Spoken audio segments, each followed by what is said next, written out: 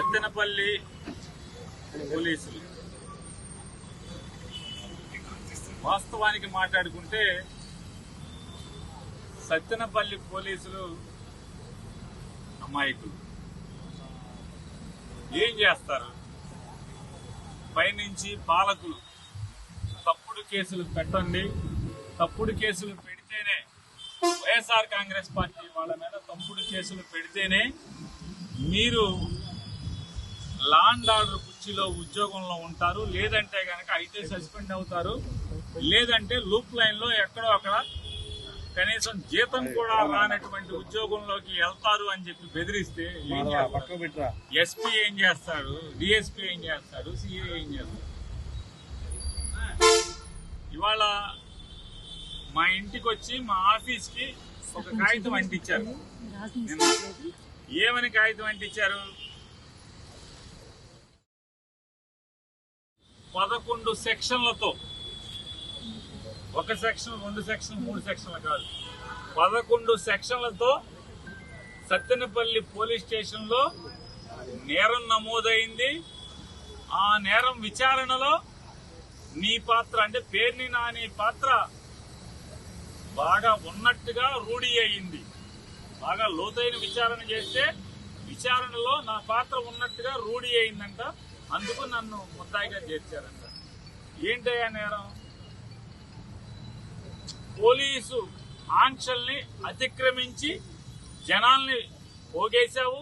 నువ్వు పోగేసిన జనం విచ్చలవిడిగా స్టంటులు చేశారు. ఇక్కడ ప్రాణాలకి ప్రమాదం వచ్చేట్టుగా ప్రవర్తించారు, ప్రజలకి ట్రాఫిక్ అంతరాయం కలిగించారు. ఇట్లాంటి అనేక రకాల నేనొచ్చిందేమో జగన్మోహన్ రెడ్డి గారికి 3 కార్లు 100 మందికి పర్మిషన్ ఇచ్చారు.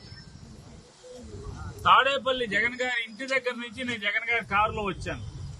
ఆ 3 కార్లలో నేను ఉన్నాను కదా. ఆయన కారులో వెనక సీట్లో నేను ఎక్కువచ్చానంటే ఆయనకి ఇచ్చిన 100 మందిలో నేను ఉన్నా కదా. నాకు ఇక్కడికి వచ్చే వరకు, సత్తెనపల్లి వచ్చే వరకు కూడా మీరెవరో నాకు తెలియదు. నా తరపున, పార్టీ తరపున, పార్టీ పంపిస్తే నాకు అండగా వచ్చినటువంటి వకీల్ గారు ఇక్కడికి వచ్చే వరకు ఆవిడెవరో నాకు తెలియదు. ఆవిడ పల్నాడు జిల్లా లీగల్ సెల్ అధ్యక్షురాలు, ఆవిడ నాకు తెలియదు. మా నాయకుడు ఉన్నాడు. జగన్ గారితో పాటు వచ్చే వరకు ఇక్కడికి వచ్చాక ఆయన ముఖం ఇక్కడ చూశాను నేను. ఆయన ఎవరో తెలియదు. నేను జనాన్ని పోగేశానంట, నేరం చేశానంట, పోలీసు ఆంక్షల్ని అతిక్రమించానంట. జగన్ గారికి 3 కార్లు పర్మిషన్ ఇస్తే ఆ కారులో నేను వచ్చాను. 100 మంది మించి రాకూడదంటే ఆ 100 మందిలో నేను ఉన్నాను. కానీ నా మీద నేరం పెట్టి ఇక్కడ ముద్దాయిగా నన్ను చేశారు. అంటే లోతైన విచారణలో రూఢి అయింది నా పాత్ర ఉందనంట. నాకు ఇక్కడ నేను ఎవడావటో మాట్లాడాను, ఎవరిని పిలిచాను, నా కౌన్సిలర్ కూడా నాకు ఎవరో తెలియదు, ఇక్కడ చైర్మన్ ఎవరో నాకు తెలియదు, వైఎస్ఆర్ పార్టీ వాళ్ళు ఎవరో నాకు తెలియదు, ఆ రెంటపాలు ఎక్కడో తెలియదు. సత్తెనపల్లి, నిజంగా సత్తెనపల్లి నేను నా జీవితంలో మొదటిసారి నేను వచ్చాను. నేను ముద్దాయిగా చెప్తాను.